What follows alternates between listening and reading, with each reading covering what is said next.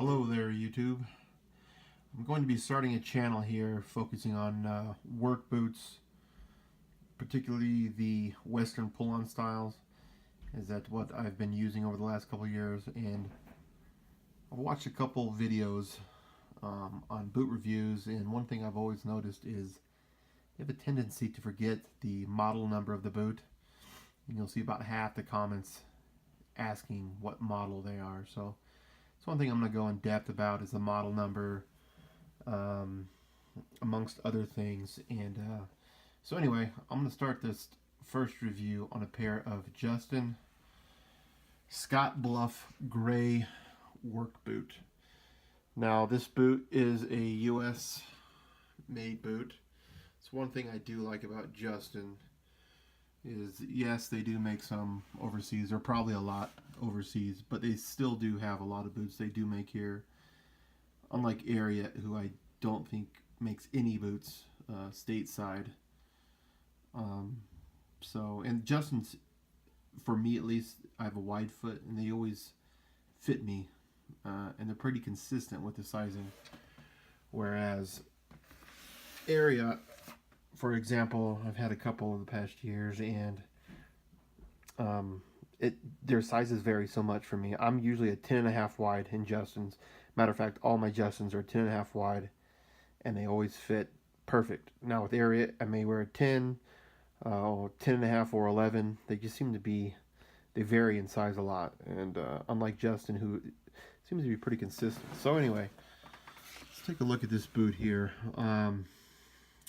One thing I will say about this model is I like the distressed leathering. I think they call it some kind of shark print. I'm not sure, but it's pretty neat. It's got a good feel and look to it. You know, it's a real leather, so you look even from boot to boot. This one compared to this one, it's a little different because it's not engineered or anything. It's real leather, but it's got a good look. I don't know, it's different. I haven't seen anyone wearing this particular boot, and it runs, I want to say, about 170 on Justin's site. Now I've been getting my boots from a third-party retailer, and they're usually about 30% less than what Justin has them for. I'll give a link to that site down in the description so you can check them out too. They have a lot of good deals with Justin boots in particular. So if you're looking for a pair, that would be the site to go to.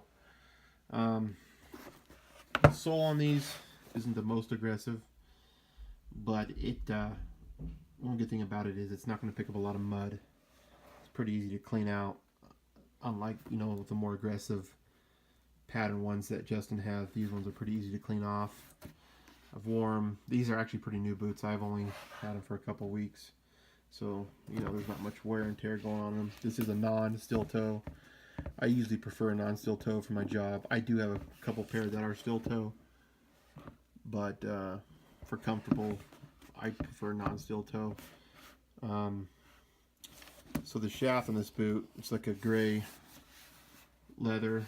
It feels good. You can tell these are definitely a step above like the lower class Justin Stampede boots. They're like the $100 ones. These definitely have a better feel to them. Got a double welt stitching, or actually, I'll take that back. Maybe it does have a double welt, but this little extra groove they use right along the top here is kind of neat. It's different. I haven't seen that on another boot. Gives it kind of a distinguished look there. The heel there.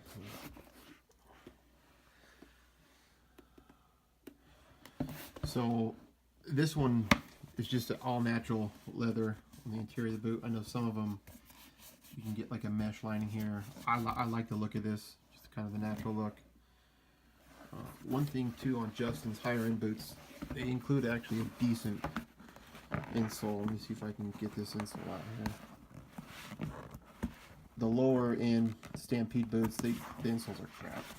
We've got to buy replacement. These ones are actually pretty decent. They got some decent give to them. A lot better.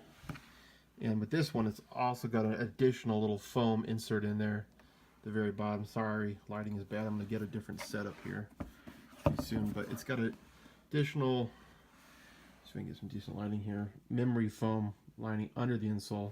Let's say these are very comfortable boots. Pretty much broken in out of the box. A little tight for me right here in the instep, but after about a day they came around. They fit great now. They slip on really easy, come off real easy. They got a pretty deep cut here, which I like. Let's see the inside here. You can see there, let me get it to focus. These are 10.5 handcrafted in the USA with imported materials. Yeah, these are a great boot.